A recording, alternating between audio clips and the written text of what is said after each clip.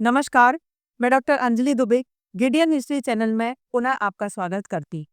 हमारा जो आज का विषय है वह बेवेल योजना पर आधारित है। तो हम बात करेंगे बेवेल योजना पर।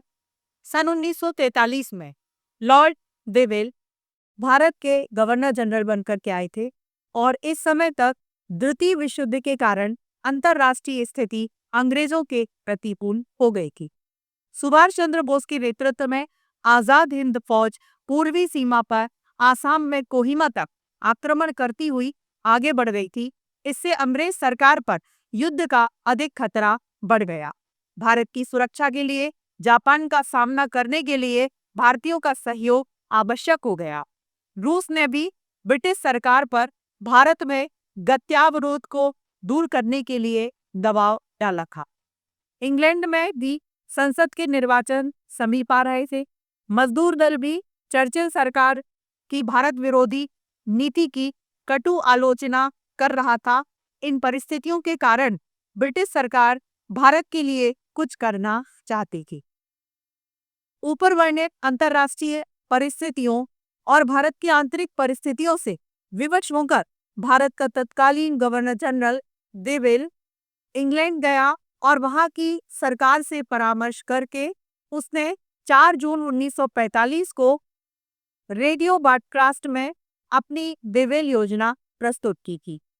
इस योजना के द्वारा सबसे पहले गवर्नर जनरल की कार्यकारिणी में सेनापति को छोड़कर शेष सब सदस्य भारतीय होंगे और हिंदू मुसलमान सदस्यों की संख्या बराबर होगी। गवर्नर जनरल साधारणतः इस काउंसिल के मामलों में हस्तक्षेप नहीं करेंगे। दूसरा, इसमें कहा गया कि वैदेशिक मामलों का निर्णय विधान परिषद के और कार्यकारिणी के भारतीय सदस्यों के हाथों में रहेगा। गवर्नर जनरल की काउंसिल का कार्य युद्ध संचालन, प्रशासन तथा नवीन संविधान निर्माण पद्धति का निर्णय करना होगा। इसके बाद हम बात करेंगे शिमला सम्मेलन पर। बेवेल योजना पर विचार विमर्श करने के लिए गवर्नर जनरल ने विभिन्न राजनीतिक दलों के 21 प्रतिनिधियों को शिमला में बुलाया था। इस सम्मेलन में गवर्नर जनरल की कार्यकारिणी के लिए कांग्रेस ने 3 कांग्रेसी हिंदू, 3 लीगी मुसलमान और 2 कांग्रेसी मुसलमानों के नाम रखे थे। इसके विपरीत जिन्ना का कथन था कि मुस्लिम लीग भी मुसलमानों का प्रतिनिधित्व करती है और गवर्नर जनरल की कार्यकारिणी के 5 मुस्लिम सदस्य मुस्लिम लीग के सदस्य होना चाहिए। इस बात पर जिन्ना किसी तरह भी समझौता करने को सहमत नहीं हुए।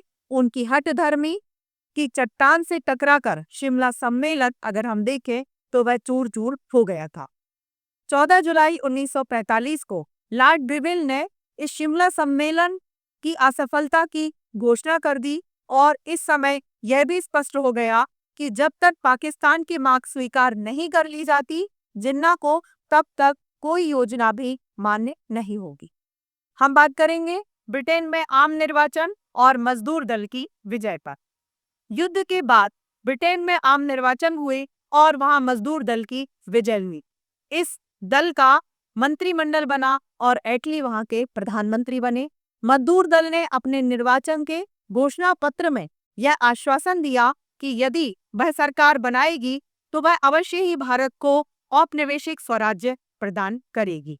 वे परिस्थितियां जिनसे भारत के प्रति ब्रिटिश सरकार के दृष्टिकोण में परिवर्तन हुआ था।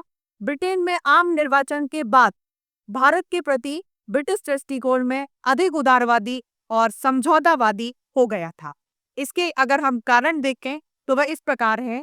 पहला, ब्रिटेन के आम चुनाव में मजदूर दल की विजय हो जाने से उनकी सरकार बन गई थी और यह भारत के प्रति उदार थी और मजदूर दल के कई सदस्य भारत में ब्रिटिश शासन के अंत के पक्ष में थे। दूसरा, द्वितीय विश्व युद्ध में ब्रिटेन इतना अधिक दरिद्र साधन विलीन हो गया था कि अब उसमें भारत के राष्ट्रीय आंदोलन को सदा के लिए कुचलने की शक्ति नहीं रह गई थी। तीसरा, भारत में ब्रिटिश सत्ता के आधार सेना, पुलिस और शासकीय कर्मचारी थे, पर इनमें भी ब्रिटिश विरोधी कटुता और राष्ट्रीय भावनाएं इतनी अधिक प्रबल हो गई थी कि इन पर ब्रिटिश सरकार विश्वास नहीं कर सकती थी। चौथा, युद्ध के बाद सोवियत संघ और अमेरिका विश्व के सर्वाधिक शक्तिशाली राज्य बन गए थे। इन्होंने भारत की स्वतंत्रता की मांग का समर्थन किया। रूस ने तो ब्रिटेन पर दबाव डाला कि भारत को आजाद करने में जो गतिरोध उत्पन्न हो गया है उसे दूर किया जाए। पांचवा, आजाद हिंद फौज के खुले मुकदमे के विरोध में देशव्यापी हड़तालें और प्रदर्शन हुए। सन 1945-46 में ऐसे प्रदर्शनों, जुलूसों और हड़तालों का सारे देश में तांता लग गया। नवंबर 1945 में आजाद हिंद फौज के बंदियों की रिहाई के लिए कलकत्ता में लाखों लोगों ने प्रदर्शन किया। फलतः 3 दिनों तक वहां कोई सरकारी सत्ता, कानून व व्यवस्था नहीं रही। पुनः 12 फरवरी 1946 को आजाद हिंद फौज के एक बंदी अब्दुल रशीद की रिहाई की मांग को लेकर कलकत्ता में विशाल प्रदर्शन हुआ। बंबई में 22 फरवरी को जल सेना के विद्रोही सैनिकों के प्रति सहानुभूति में बंबई के कारखानों व कार्यालयों में ऊंट हड़ताल रही। प्रदर्शन हुए, सेना को बुलाना पड़ा, जिसकी गोलाबारी में 250 से अधिक लोग मारे गए। बंबई का व्यस्त जीवन ठप हो गया और ऐसे प्रदर्शनों में मजदूरों के भाग लेने से देश में श्रमिक अशांति फैल गई थी। शायद ही ऐसा कोई कारखाना या उद्योग बचा जिसमें हड़ताल ना हुई हो। जुलाई 1946 में डाक तार कर्मचारियों ने भी देशव्यापी हड़ताल कर दी थी। अगस्त 1940 में दक्षिण में रेल कर्मचारियों ने भी हड़ताल कर दी थी और इसी बीच विभिन्न प्रांतों में किसानों ने भी ऊंचे बढ़े हुए लगानों के विरुद्ध संघर्ष और आंदोलन प्रारंभ कर दिए। ऐसे प्रदर्शनों, जुलूसों और हड़तालों में स्कूल व कॉलेज के विद्यार्थियों ने भी अत्यधिक सक्रियता से भाग लिया।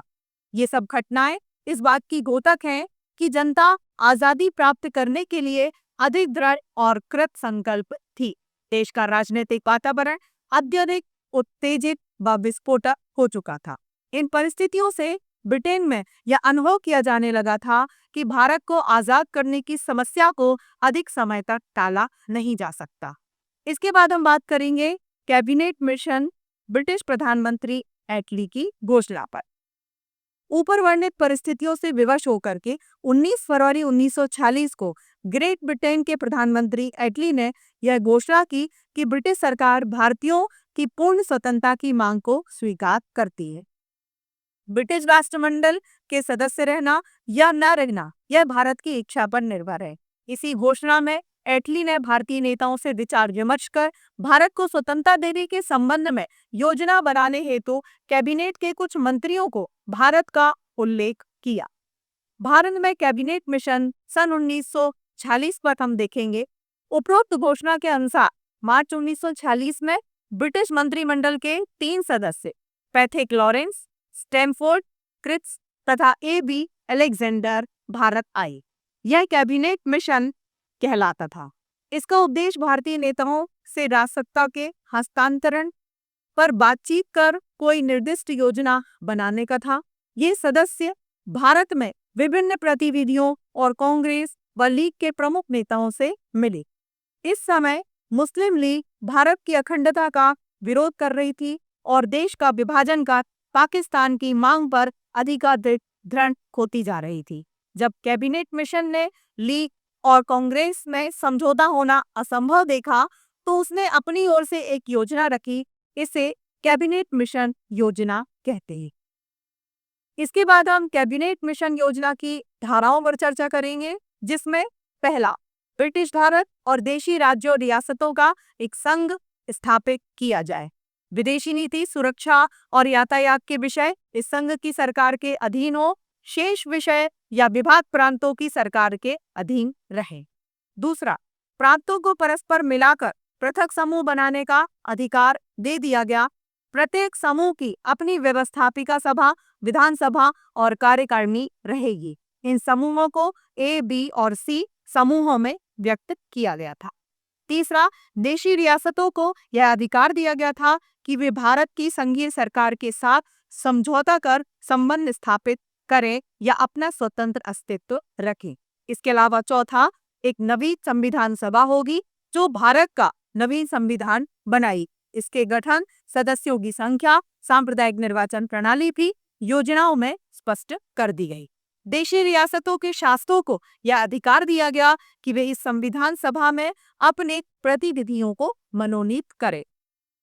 पांचवा, संविधान सभा ग्रेट ब्रिटेन से एक संधि करे। छठवां, नए संविधान बनाए जाने तक केंद्र में एक अंतरिम सरकार का गठन किया जाए जिसमें सभी प्रमुख राजनीतिक दलों के प्रतिनिधि रहें। इसके बाद हम देखेंगे कैबिनेट मिशन योजना की समीक्षा क्या थी। तो समीक्षा में सबसे पहले इस योजना में केंद्र या संघ की सरकार के अधिकार सीमित करके भारत को कमजोर राष्ट्र बनाया गया। दूसरा, देशी रियासतों की संघ में सम्मिलित होने या न होने की छूट दे दी गई थी। इससे देश की अखंडता और एकता भी नष्ट कर दी गई थी। तीसरा, ब्रिटिश प्रांतों को पृथक करके उसके समूह बनाने का प्रावधान होने के कारण भारत विभिन्न समूहों में विभाजित हो चुका था।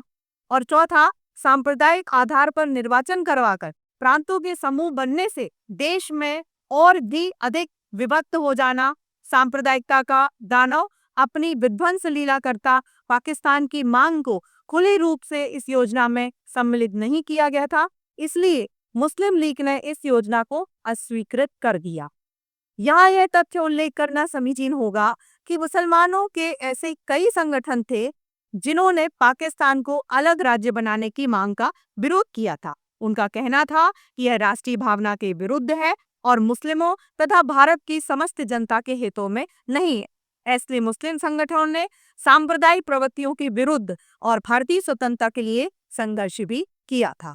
इसमें खान अब्दुल गफ्फार खां और उनके अनुयायी खुदाई खिदमतगार थे। इसके अतिरिक्त बलूचिस्तान की Watan party, all India Momin conference, Ahrar party, all India Shia political conference, Azad Muslim conference आदि अन्य मुस्लिम संगठन भी थे जिन्होंने पाकिस्तान की मांग का विरोध भी किया था। इन संगठनों और उनके अनुयायियों ने कांग्रेस के साथ मिलकर असंख्य भारतीय मुस्लिमों का राष्ट्रीय स्वतंत्रता के संघर्ष में नेतृत्व भी किया था। प्रांतों के समूहीकरण और केंद्र में अस्थायी सरकार के गठन के प्रश्न पर कांग्रेस ने कैबिनेट मिशन की योजना अस्वीकृत कर दी। फिर भी कांग्रेस ने जल्द से जल्द स्वतंत्रता प्राप्ति करने के उद्देश्य से कैबिनेट मिशन द्वारा प्रस्तावित अंतरिम सरकार के गठन और कार्यों में भाग लेना स्वीकार किया था। मैं आशा करती हूं कि आज के इस वीडियो के माध्यम से आपको बेबेल योजना क्या थी यह बहुत अच्छे से समझ में आ गया होगा। धन्यवाद। आज का वीडियो जिन संदर्भ ग्रंथों पर आधारित है वे आपकी स्क्रीन पर हैं। आप उन्हें देख सकते हैं और इनका अध्ययन कर सकते हैं। यदि आपको ये वीडियो अच्छा लगा और भविष्य में आप भारतीय एवं विश्व इतिहास को क्रमबद्ध रूप से जानना चाहते हैं तो आप इस चैनल को लाइक करें और सब्सक्राइब का बटन दबाएं। आपके सुझाव सदैव आमंत्रित रहेंगे।